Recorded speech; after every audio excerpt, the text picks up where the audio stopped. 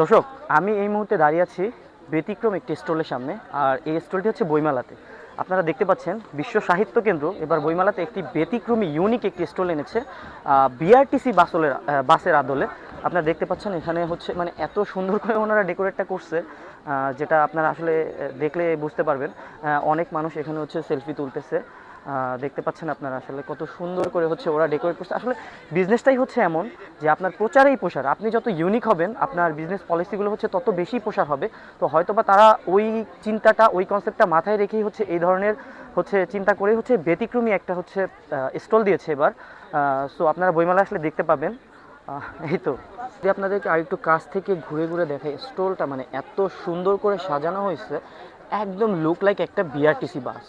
একটা BRTC double শাটারের বাসগুলো যেমন হয়, ঠিক এই স্টলটা ঠিক তেমনইভাবে হচ্ছে ওরা ওই কনসেপ্টটা মাথায় রেখে আসলে করেছে। আপনারা দেখতে পাচ্ছেন কত সুন্দর লাগছে আসলে, একদম লুক লাইক বিআরটিসি বাসের মতো। আমরা যদি আপনাদেরকে দেখাই, এই স্টলটার সামনে মেলার আজকে দ্বিতীয় দিন। তো দ্বিতীয় দিনে এখন পর্যন্ত এই স্টলটার সামনেই মানুষের সবচাইতে ভিড় বেশি, যেখানে এসে দর্শনার্থীরা ছবি তুলছেন, কেউ ভিডিও করছেন, কেউ ব্লগিং করছেন।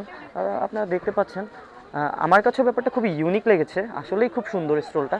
সো আপনারাও চাইলে এখানে আসতে পারেন, ঘুরে যেতে পারেন। আপনারা দেখতে পাচ্ছেন একদম বাসের আদলে লুকিং গ্লাসও দিয়ে রেখেছে এখানে, মানে ব্যাপারটা খুবই সুন্দর।